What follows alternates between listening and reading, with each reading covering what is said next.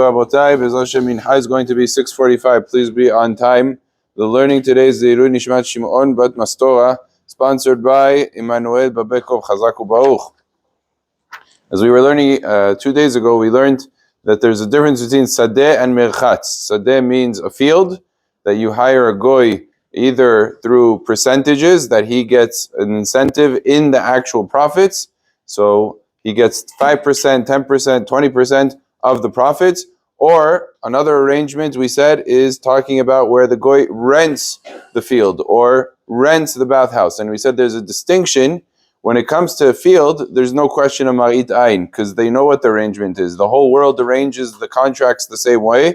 It's usually done through sharecropping. It's not considered to be a prohibition because the goy is not your messenger. He's working on his own behalf.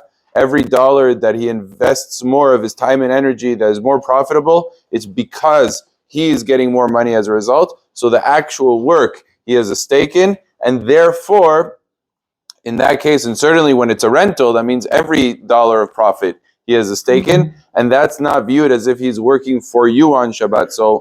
So long as you don't tell him in the sharecropping case to work on Shabbat, he does it on his own. That's what he wants to do. That's totally his prerogative. As opposed to a bathhouse, because it's not the typical arrangement, the typical arrangement is employees, so therefore the Gemara says, even if he arranges it in a way that's permitted, there's a Marit Ayin issue.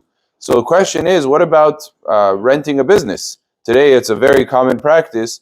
You have a shop, you have maybe a shopping center or maybe a storefront, and you own the property, and you want to rent it to whoever. It's a goy, let's say. He wants to open a pharmacy. And he says, I'll pay you $3,000, $4,000 a month, and I'm going to be open 7 days a week, 24 hours a day, 7 days a week. Now, you know that's what he's going to do. Are you allowed to rent it? Because we said the question of, in terms of him being your messenger, he's clearly not your messenger because he's working for himself. He's not working for you. You're not getting $1 of the profits he's getting. He's paying you rent. But he would have to pay the rent if the shop was closed or if the shop was open. It makes no difference. He has to pay you $3,000. So in a technical sense, he's not your shariach. It shouldn't be technically asu. But what did we say by a bathhouse?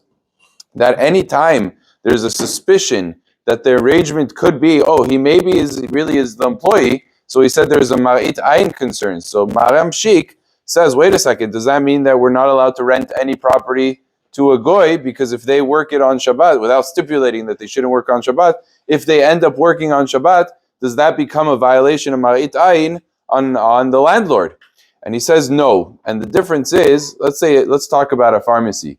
The people identify the pharmacy not with the owner of the property, but the owner of the merchandise. And since the goy, in general, when you rent a place, you bring in the merchandise, you bring in, if you're selling furniture, you buy the furniture, you're the one that's responsible for all of that. So therefore, it's called on the name of the goy, meaning in a certain sense, the goy is viewed in people's eyes as the landlord. So in terms of Marit Ayin, the question of Marit Ayin is mitigated. So as long as it's arranged in a way that's allowed mitzad the shlichut, from the perspective of the Jew is not telling him to work on Shabbat, he's doing it on his own, either for his own profits or he's doing it because he rented it on a monthly basis.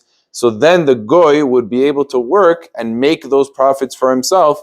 And we don't say there's a question of Marit Ayin since the merchandise actually belongs to him. As opposed to if the merchandise belonged to the Jew and the goy was working, even if it was arranged in a permissible fashion, it would be a problem because people will say, aha, so he hired him on a salary-based daily or maybe weekly. He hires him, and therefore that is called actual shlichut, which would be asu from the halacha. So bottom line is, in today's day and age, where a person who rents a property brings in his own merchandise, as that would be permitted to rent out the property, even though you know he's working on Shabbat. Baruch Adonai le'olam. Amen ve'amen.